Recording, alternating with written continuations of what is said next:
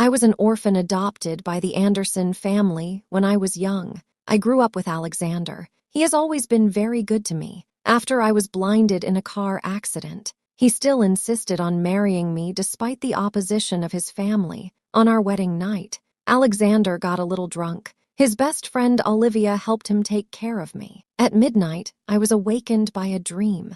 I accidentally heard Olivia ask him in a low voice, "Last year you tried to stop Emily from going abroad, and you actually drove your car into her. You love her so much. Why are you with me again?" Alexander's movements were intense. Being with a blind person was no fun at all. I just realized. He was the one who caused the accident. I used my weak sight to book a flight 3 days later. This time he wanted to trap me. No way. That night, I kept thinking about all the favors Alexander had done for me since I was a child. My tears wouldn't stop. I drank the milk Olivia gave me last night. I felt dizzy and lost consciousness. If I hadn't been woken up by a nightmare, I wouldn't have known. The culprit who caused me to spend 3 days and nights in the operating room was Alexander. Alexander pushed the door open. I shuddered in fear. He looked at me. His eyes were red. It looked like he hadn't slept well. He tenderly cupped my face in his hands. He asked me what was wrong. I vaguely saw that his neck was covered in hickeys. My heart ached. I wish I hadn't seen it. I wanted to tell him last night. I have good news. I'll be able to see again in 3 days. Just to be on the safe side, I have to keep pretending I didn't see it. Are you angry with me for not staying with you last night? I drank too much. I just woke up. Let's enjoy our wedding night tonight. Okay, Alexander kisses me. His lips still taste like Olivia's. I can't help but want to hide. Just a little kiss and it'll be fine. My dear. Haha, showing off your love like that in the morning. It's really enviable. Emily, seeing you so happy. I'm really happy for you. Listening to her talk, I almost thought Olivia meant it, but she was actually glaring at me angrily. Is the baby hungry? I said, getting ready to go make breakfast for the baby. Alexander kissed my forehead and then got up and left, walking to the door. Olivia took his arm. Alexander was used to this kind of intimacy. He took her hand. Their fingers were linked. I went blind over the past year. Olivia has been living in my house in the name of taking care of me. She has done many things with other people that I can't see. I felt a wave of nausea. I immediately rushed to the bathroom and vomited. Alexander was busy in the kitchen. He made sandwiches and fried eggs. He held them up himself and fed me. Olivia muttered beside her, "I'm not a child anymore. You're still feeding me." Alexander chuckled and patted my head. The baby in my heart will always be my child. I will always spoil her, but his spoiling is actually an attempt to keep me close, to keep me from moving. Meanwhile, my best friend has fallen asleep next to me. This spoiling is really scary. I push his hand away and decide to do it myself. Okay, be a good baby. Eat by yourself. Alexander sits down next to me. Olivia immediately jumped into his lap, wrapped her arms around his neck and kissed him. She even stuck her tongue out, licked his Adam's apple. Alexander couldn't help but groan. Olivia became more and more enthusiastic, kissed him on the ear. At the same time, her hand slipped under his shirt. She began to stroke his pecs. Alexander felt his whole body heating up, hugged her tightly. The two kissed intensely, passionately. Seeing them act like this, I really can't help it. I grit my teeth and ask, "Alexander, what are you doing?" Alexander quickly pushes Olivia away. She falls to the ground. She grimaces in pain. Nothing, nothing, baby. Alexander tries to calm himself. He says with a slight gasp, "Oh, I thought you were kissing." "Maybe I heard wrong," I say with a fake calm. Alexander looks nervous, worriedly staring into my eyes. "Where's the milk?" I pretended to look for it on the table. Alexander handed me the milk and looked at me for a while. Seeing that I was fine, he let out a sigh of relief. Then he asked hesitantly, "What did you just call me?" "Alexander," I said. "We're not getting married until the day after tomorrow." I thought for a moment, "But since you were 18 and we started dating, you've always called me husband. You've never changed. Come on, call me husband." His tone was so gentle, as if he was coaxing a child. I felt very awkward. My heart felt sick. I simply couldn't say it. Alexander seemed a little uneasy. He frowned slightly. What did I do wrong? Did I make you angry? Baby, be a good boy. Call me husband. Husband. Olivia called softly. In fact, I called for Emily. Husband, husband, husband. She repeated it over and over again in her mouth. She also hugged Alexander and kissed him. He didn't refuse. After breakfast, Alexander wanted to take me back to the Anderson family. But when he saw that I hadn't slept well, he said he would go when I woke up. Olivia dragged him into the bedroom. I listened to the indistinct sounds of panting and bumping coming from there. It made me feel very sad. Back in my room, I called the senior who had been taking care of me. Alexander was very possessive of me. I secretly deleted his number, but I remembered it. I asked him to sell my wedding ring for me and to cancel my identity. He asked in surprise, "You want Alexander to be unable to find you?" I nodded. I repeatedly told him to keep my secret. After doing all this, I slept very comfortably. I slept until the afternoon. When I woke up, Alexander was lying next to me, looking at me deeply. The love in his eyes could really melt ice. But if he really loved me, how could he bear to hurt me? How could he be so intimate with my best friend in front of me? It felt like my heart was bleeding. "Baby, did you sleep well?" He kissed me gently. He helped me up tenderly. He helped me get dressed. He even combed my hair. It was like he was treating a doll. Olivia said unhappily, "How can you sleep so much? I waited for you for 5 whole hours. I didn't even have time to eat lunch." Alexander responded coldly, "Emily can sleep as long as she wants." Olivia gave me a glare. Her face was full of jealousy. We arrived at the Anderson family. My mother-in-law looked unhappy. "It was already 3:00 p.m. and you're just arriving." My mother-in-law used to treat me well. I never thought that since I went blind, she would start complaining about me. My relatives tried to mediate. They said we had only been married a short time.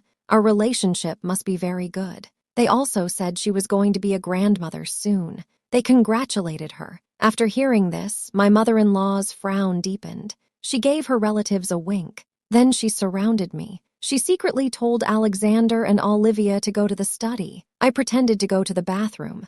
I followed them secretly. My mother-in-law asked Alexander, "Are you sure you want to get married with Emily the day after tomorrow?" Alexander said firmly, "Even if my surname is not Anderson, I will marry Emily." My mother-in-law frowned. "Go on, but you have to take care of her for the rest of your life after you marry her. What if you have children in the future? She can't bring them up well. You will not be able to stand it one day, and it is not fair to Olivia." My mother-in-law has long known about their affair. My face instantly turned pale. My heart ached like being pricked by a needle. "Olivia is pregnant. You and she can go get the certificate the day after tomorrow." I finished speaking. Alexander froze for a moment. His eyes were wide. I didn't have time to hear Alexander's reaction. The relatives arrived. On the way home, Olivia was full of pride, as if she could kick me out immediately and become Mrs. Anderson. As soon as we entered the room, I asked Alexander, "What did my mother just tell you?" He said she mentioned knowing a good ophthalmologist and that she could take you for a checkup. I smiled helplessly. Deep down, I still felt that my mother was not satisfied with me. Otherwise, we would not have gotten married, I said casually. Alexander immediately became nervous. He held my shoulders tightly with both hands. He shook his head and said, "Don't be like this. I definitely don't want to lose you. Baby, I will love and spoil you for the rest of my life. I will make you the happiest woman in the world." He kept saying how much he loved me and could not live without me, but every word sounded like stabbing me in the heart. It made me even more disappointed in him. "Baby, promise me, don't leave me." He squeezed my hand, suddenly noticing that there was no ring on my ring finger. "Where's the wedding ring?" he asked anxiously. I pretended to be calm. "The diamond is too big. I'm afraid I'll lose it, so I'm not wearing it. That's not good enough. That's the promise of our marriage. It has to be worn all the time." He asked anxiously where my wedding ring was. I said helplessly that I had lost it. Alexander quickly pulled Olivia along. The two of them started looking around the house. Olivia kept complaining as she looked, "You're so useless. You can't even keep an eye on a ring." She paused and said mockingly, "Oh, I forgot, you're blind." Alexander glared at her and hurried to look. The wedding ring had long been sold by my senior. Of course they couldn't find it. Alexander bought an identical one overnight. He put it on for me himself. I was so relieved. He smiled contentedly. That way, the baby will never leave me. Seeing him so nervous made me feel ironic. If he really cared about me, he wouldn't have let me get hurt over and over again. I have to leave him. Before going to bed, Olivia poured me a cup of hot milk as usual. I just didn't want to drink it. I deliberately delayed taking it. She kept urging me to drink it. Why did she have to make me drink it? There's nothing in it, is there? I picked up the cup and sniffed it. It did smell a little strange. Olivia was a little nervous. She said impatiently, "What's wrong with your eyes?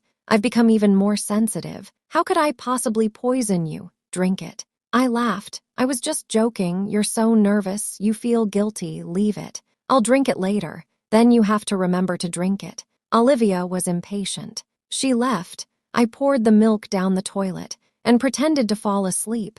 Alexander came over to me gently, covered me with the quilt, kissed my face, and whispered, "Baby, I really love you so much in this world. You are the most important person to me. I will never let anyone take you away from me, and I will never let you leave me, ever." He finished. He turned off the light and walked out of the room. I followed him into the second bedroom. In the dim moonlight, he and Olivia kissed passionately. I could even hear their lips touching. Olivia gasped, "Alexander, you want a child, right?" "Yes," he answered firmly. "Then you want me too. Right, you're so attractive. How could I ever give you up?" Alexander rolled her onto the sofa. The movement was strong. Completely disregarding the fact that she was pregnant, he displayed a wildness he had never shown before. "What if Emily finds out? Then I'll just knock her up again." Alexander's tone was heavy. "I'd rather she became a vegetable than let her out of my sight." He closed his eyes tightly,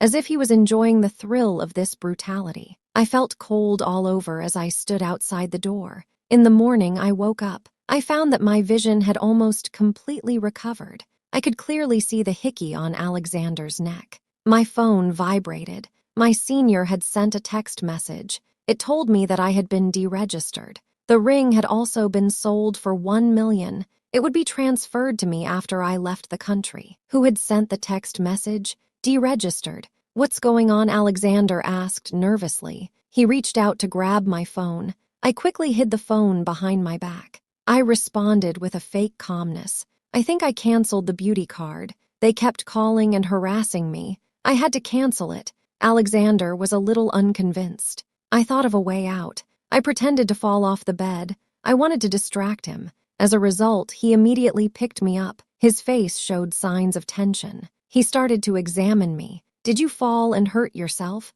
Does it hurt? I'll get the medicine chest. Don't bother. I want an omelet like you used to make." "Okay, I'll make it for you right away." Alexander gave my nose a little squeeze. Before long, Olivia came in. She was still rummaging through my closet. I gave her a disgusted look. Half jokingly, I said, "Isn't it a bit much to come and take my clothes without saying hello?" She laughed in response. "We're best friends. After all, what's mine is yours. How can you say it's stealing?" Olivia said with a straight face, picking up my necklace and gesturing. "This necklace is worth $3 million. Can you afford to pay for it?" I looked calm. She was shocked. She immediately looked back at me. "Your eyes are better now. You're holding the one on the table." "Right," I said calmly. Her eyes were a bit blank. She was relieved. She muttered, "What's the big deal? These will all be mine in the future." Olivia still didn't quite believe me. On the way downstairs, I deliberately stuck out a leg, trying to get her attention. I avoided it, but then she stuck her leg out again. If I avoided it again, she would really notice. So I gritted my teeth and decided I would simply trip over her and fall down the stairs. "Emily, you were walking so fast. I didn't have time to hold you back." Olivia screamed behind me and came running down the stairs. "Baby, did it hurt?" Alexander rushed over and hugged me. "She tripped me on purpose." I pointed at Olivia and said, "What are you talking about? You were the one who didn't look where you were going. I didn't trip you." Olivia argued nervously. "It was her. She tripped me." I hid in Alexander's arms. My tears wouldn't stop flowing. Alexander shook his head and said firmly, "It definitely wasn't Olivia." I froze. I couldn't help thinking, don't you believe me? He's never been like this before. He's always been there for me unconditionally. Anyway, I'm sure she's not that kind of person. Alexander didn't say anything more. He took me straight to the hospital. The doctor said I had only suffered a mild concussion. I just needed to rest for a day. I ignored Alexander the whole time. I wore a silent expression on my face. Alexander started to cut up an apple. It seemed like he was trying to cheer me up. Is he still mad at me? Olivia is your best friend. She wouldn't hurt you. Don't think too much about it, he said. So you think I'm being petty? I deliberately want to frame her. I retorted. You believe her so much. Is it possible that you love her? I asked resentfully. Alexander, however, interrupted me seriously. That's enough. I just don't want you to take advantage of my love for you and frame people at will.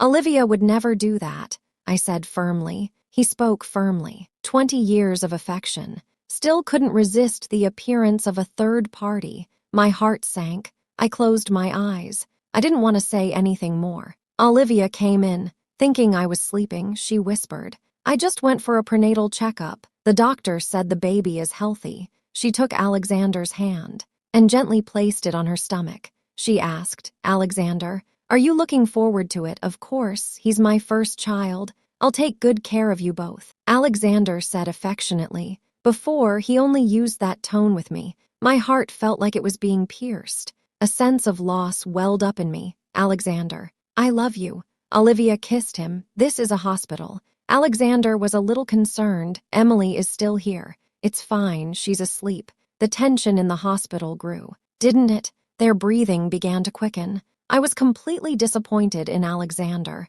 The next day, we went to collect the certificate. Alexander looked very excited. He got up early, washed my hair, picked out a dress, and put a white veil on me. My baby is so beautiful, the most beautiful bride in the world. He kept praising me. Just then, he noticed the flight reminder on my phone. You booked a flight, he asked suspiciously. I shook my head. I can't see. How could I have booked a flight? I held back my nerves. I kept my composure and asked back. It was just a junk email. Alexander was a little suspicious. He wanted to ask more, but then the company called. They said it was urgent and they needed him to deal with it. I told him to go ahead. I'll go to the civil affairs office myself. I'll call you after I'm done. I nodded. Alexander felt uncomfortable, but he took Olivia's hand and walked away. I refocused. His eyes fall on an envelope on the table. Dragging the suitcase. I'm leaving forever. On the road.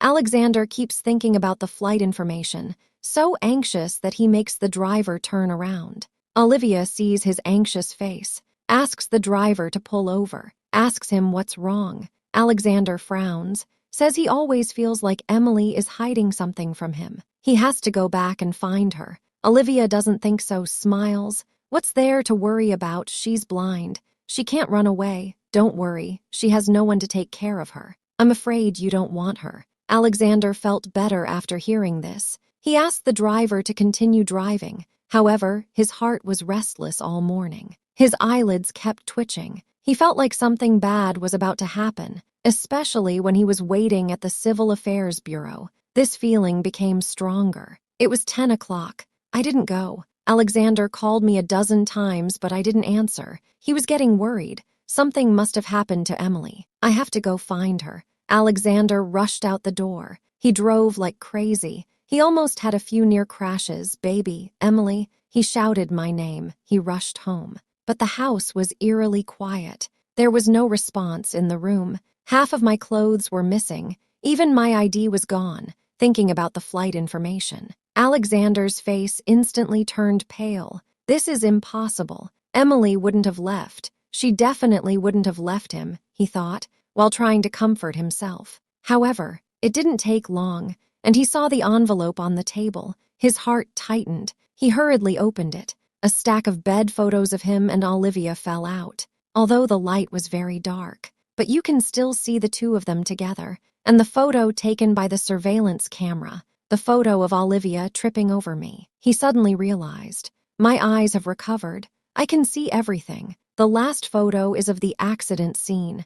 Alexander's mind felt like it had exploded. He was in a daze. It felt like the whole world had collapsed. His hand trembled. The photos fell all over the floor. Olivia followed in. She saw the photos on the floor. She understood the truth in her heart. In fact, she was a little happy. She took the opportunity to pat Alexander on the shoulder. She comforted him. "It's fine if she leaves. From now on, we can be open and honest," she said with a smile. "Without her, you still have me. We can go get our marriage certificate." Alexander gave her a push, pushed her to the ground. Olivia quickly protected her stomach, panicked and said, "Are you crazy? What if the baby is gone?" Alexander responded coldly, "If it's gone, it's gone. I don't care. What matters to me is my Emily." Alexander's eyes were red. He was very agitated. Pointing at Olivia, he said angrily, "If you hadn't tripped her, she wouldn't have been angry and left home. I should have trusted Emily. How could I have trusted you?" He was filled with regret. Tears flowed down his face. Olivia quickly crawled to his feet. She said with a face full of guilt, "I was wrong, but you said you would take care of me and the baby. Let's get married." She was full of expectations. Her eyes pleading, Alexander slapped her hard. Furious, he said, "I will only have one wife in my life. That's Emily." His voice was full of determination. It was even a little crazy. He thought to himself, "I must find Emily. I must never let her leave me." After a while of emotional turmoil, Alexander tried to calm himself. He continued to call her, but there was no answer. He sent me a message, but I had blocked him on WeChat. He also asked his staff to check my flight details, but I had canceled my account. They couldn't find anything. At that time, I was already on the plane to Denmark. Alexander thought I was just being stubborn. I would come back after a while, but he looked for me every night, for 7 days, without any clues. It was as if I had disappeared. He sat in his room in despair, with a glass of wine in his hand. Tears flowed unchecked. He called out my name, his face full of remorse. The silence in the house was heartbreaking. Only the good old memories lingered. We had done the housework together, planted flowers, cooked and baked. We had even talked about getting a corgi and a chubby orange cat. We were so happy back then. After graduation, I really wanted to go abroad for postgraduate studies. Alexander was afraid of me leaving and made a shocking decision. He broke my leg so that I would always be by his side. As a result, I went blind. Alexander trapped me in this dark house just as he wished. He loved me even more and took care of me carefully, especially in bed, however. He still had many dark desires in his heart, which he dared not release. He was attracted to Olivia's charm and vented all his desires on her. He felt that as long as it was physical, it wasn't considered cheating. Gradually, he became more and more brazen. He even did it in front of me. Eventually, the relationship was completely over. "Emily, Emily," Alexander called my name. He rushed out. It was already late. "Where are you going?" Olivia stopped him. "I'm going to find Emily. Don't you want me to go?" Alexander looked anxious. "You belong to me now," Olivia said firmly. Olivia hugged him around the waist. Her voice was full of resentment. "We both came from the orphanage. Why is she Emily's life better than mine? Why can she live a good life in the Anderson family, and I can only work in a nightclub as a hostess?" She pointed at herself excitedly. "Look at me. I'm the one who loves you the most." Alexander grabbed her neck in anger. His eyes were full of anger. "You are just a target for me to vent. How can you compare to Emily?" he said coldly, his eyes full of disdain. "You don't even have the qualifications to hold Emily's shoes." Olivia was choked by him. She was about to run out of breath. Her face turned purple. Tears flowed from the corners of her eyes. I'm pregnant with your child," she said chokingly. "It was because of this child. Emily left me," Alexander said with clenched teeth. "He died. Emily will definitely come back." A flash of light appeared in Alexander's eyes. He pushed hard. Not far away, Olivia screamed and fell down the stairs, covered in blood. The baby was gone. Olivia's womb was also removed during surgery, forever losing the chance to be a mother. Alexander kicked her out of the house. As a result, she had to return to work in the nightclub. She contracted an illness and finally ended up on the streets. "Emily, the baby is gone. Olivia has also been driven away from me. I know I was wrong. Can you come back?" Alexander said hopefully, but another half-month passed. He became more and more desperate in his self-blame. Alexander drank desperately. Only when he was drunk could he see me. The wine at home was finished. So he went to the bar. Girls took the initiative to talk to him, but he shouted at them to leave. He muttered under his breath, "Emily, I didn't let them get close to me. I won't touch other women again. Don't be angry. Come back, Emily." He said this while crying and kept drinking. Alexander drank too much several times. As a result, his stomach had a problem. He had to be rescued in the hospital. His mother-in-law was crying so hard that she could hardly breathe. She begged him not to torture himself anymore. "Alexander, Mom knows that you love Emily very much, but you can't disregard your own life. Think about Mom and Dad. If something happens to you, what are we going to do?" Alexander looked distracted. Despair flashed in his eyes. Without Emily, life is meaningless. Life is only painful. It's better to die. If I die, maybe she can come to the grave to see me. Alexander smiled bitterly. His parents-in-law couldn't stop crying. Alexander stayed in the hospital for half a month. Every day, he refused to eat or drink. He could only be kept alive by nutrition fluids. Just when he was about to die, the assistant rushed into the ward. With a face full of anxiety, he said, "Alexander, we have news about Emily. We found out that Emily had a last conversation with her senior. He should know where she went." Alexander immediately pulled out the needles and dragged me to find him. At this time, I felt an unprecedented sense of freedom in a place with a new identity. I settled in Denmark and applied to the art college I always wanted to go to. Before, I felt that Alexander was my whole world, but after leaving him, I realized, although he gave me a sense of security, it also invisibly limited my future. For the first time, I was living on my own. For the first time, I was living on my own.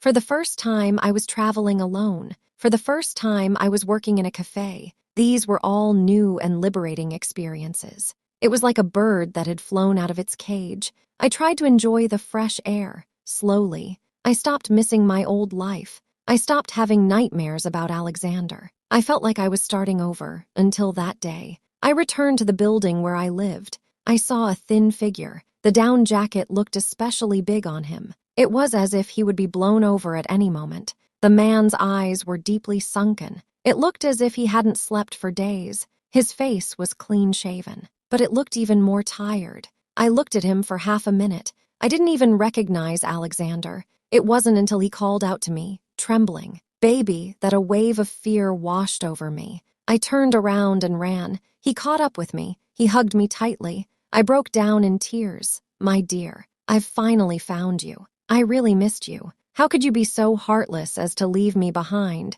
You know how I've spent these past 2 months?" I struggled desperately, hoping he would let go of me. But he just looked determined and said, "No, I've finally found you. I will never let go. Can you forgive me, please?" I was so angry at these words. I pushed him away hard. I stared at him angrily. "Forgive? How can I forgive someone who hit me? How can I forgive someone who was with my best friend in front of me? I know I was wrong. I'm really sorry. I promise I won't hurt you again. I've ended my relationship with Olivia, and I've made a difficult decision. Now there's nothing standing between us. In fact, I only love you so much that I don't want you to see my bad side. That's why I took out my anger on her. She means nothing to me. You're the only one I love." Alexander said excitedly how much he loved me. He thought this would move me, but it only made me feel more afraid. If I went back to him, he would definitely continue to control me and hurt me. I shook my head.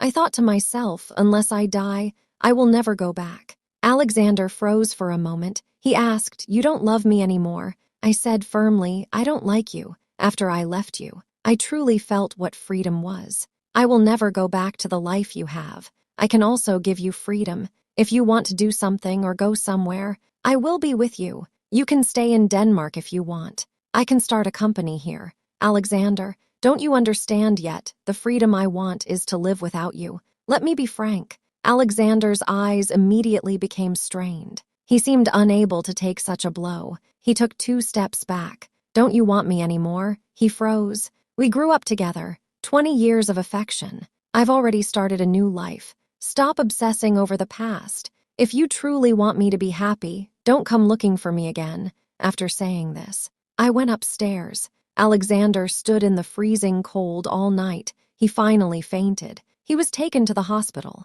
After recovering, Alexander came to see me every day. I went to school, worked at the coffee shop, then returned to the apartment. I could see him everywhere. Every time I could feel him staring at me with those pitiful eyes. Whenever I frowned, he would look like a child who had done something wrong. He would immediately lower his head. It was really annoying. This life was originally pretty good, but he made it unpleasant. Alexander follows me. On the way home, I stop. He stops too, shrinking his neck, looking at a loss. "Don't follow me. I just want to quietly be with you. I don't want to disturb your life. Is that so bad?" He speaks in a cautious tone, looking a bit pitiful. "Your presence is a disturbance to me. It constantly reminds me of those bad memories. We also have a lot of good memories." "Right," Alexander hastens to say. He continued reminiscing. "When you were little, you used to have fevers a lot. Every time you came to me and pouted. You wanted to eat sugar-coated hawthorn, and your favorite was strawberry cake. One time, in the middle of the night, you were craving for it. I made one especially for you, and all that is meaningless to me now." I interrupted him coldly. "Meaningless? But that was my reason to live. Without those memories, I would have died long ago." Alexander's eyes were full of sadness and vulnerability. They revealed confusion and helplessness. "Baby, do you really not want me anymore?" He asked me with tears in his eyes. I didn't answer, just in silence. He looked so miserable. He turned around and left. That back looked so heavy. It revealed unspeakable pain. I didn't feel any pain at all. The next evening, Alexander came again. I looked troubled. He hurriedly said, "Don't worry. I'll leave right away. I just wanted to say goodbye to you for the last time. Can you please make me a cup of coffee that you made yourself?" He looked a little cautious. I was eager to get rid of him. I made a cup of coffee right away. Alexander took a sip. A wry smile appeared at the corner of his mouth. "The coffee that the baby made really tastes good. Unfortunately, I will never be able to drink it again. If I hadn't done those things that hurt you, we would have been very happy. Love to the deepest place. It turns out to be a mistake." His eyes are tender. There is still some nostalgia. He wants to impress me, but I am expressionless. I'm even a little annoyed. He finally stops, sighs, asks if I can give him another chance. I still don't say anything. "I won't bother you anymore." Alexander stands up, holds me tightly, "Holds you for the last time. Please don't push me away." His voice is a little hoarse. It sounds especially pleading. Suddenly, I feel a little dizzy. I want to ask for help, but I can't say a word. Before I faint, I hear him say, "Baby, I told you. I'll never let you go." When I wake up, I find myself in a strange room. Alexander's eyes are gleaming with greed and satisfaction, staring at me as if I were his precious treasure. I try to squirm, but my hands are tied behind the chair. "I can't get free at all, Alexander. Let me go. You said you wouldn't control me anymore." I struggle to say, "Be careful, don't hurt yourself." He reminds me tenderly, "I don't want to control you, you let me do it." He says helplessly, "This is the only way. I can keep you." I shout for help, but Alexander tells me to give up. This is the countryside. No one can hear me outside. He kneels in front of me, holds my legs. His eyes are full of longing. He whispers to me, "There are only the two of us here. No one else will disturb us, just like before. We'll stay here for a while. You'll remember the old times, fall in love with me again." His eyes sparkle with anticipation. I say coldly, "I don't love you. I feel nothing but disgust." I add with clenched teeth, "You're tying me up like this. I can't live like this. I can help you. I'll carry you to the bathroom, just like when we were kids. I'll cook for you and feed you myself and give you a bath. Don't be shy. I've seen it all before. I'll read to you before you go to sleep and lull you to sleep." He thought about it, as if that would take him back to the past, back to the time when we were in love, but I felt a shiver. He was more intense than I'd imagined. Leaving him was the right choice I made. Alexander locked me in my room, like a guard. He never left my side, for 3 whole days. At night he read to me, and as he read, he suddenly burst into tears of despair. "Emily, do you not love me anymore? I thought we could go back to the way things were, but the coldness in your eyes makes me feel uncomfortable. I would rather you hate me outright than be ignored like this. I'm sorry. I messed up. You really don't want to forgive me." He got down on his knees. He was on the verge of a breakdown. He begged me, but I just looked at him coldly. Finally, he completely lost hope. He lowered his head. "I can't live without you." Alexander painfully pulled out a knife. My heart trembled. I quickly told him not to do it. "I really don't want to die." Alexander's eyes were full of sadness. His tone was heavy. "I told you before, I want you to stay by my side. If I can't, then I'll stay by your side." After saying that, he clenched the knife in his hand. He stared at me, taking a deep look. Then he drew a line across his wrist with his hand. "Emily, I love you," he said. With a relieved smile on his face, I watched as his blood flowed more and more. His complexion grew worse and worse. My heart was racing. He desperately tried to break free from the ropes. I quickly called for help. He was taken to the hospital. The doctor said that Alexander didn't have much of a will to live. It would be difficult to save him. However, he survived. His parents rushed to Denmark. They took him back home after he recovered. At first, I was always on edge. I was always afraid that he would suddenly appear, but he never contacted me again. He disappeared from my life. Life returned to normal. I also started to slowly get in touch with the opposite sex. 3 years later, I heard from Alexander again. His mother called to tell me that he had died this morning of stomach cancer. Before he died, he kept calling my name. Alexander asked her to tell me, just as I had hoped, "I would never see you again in this life. Emily, if there is a next life, I will love you well."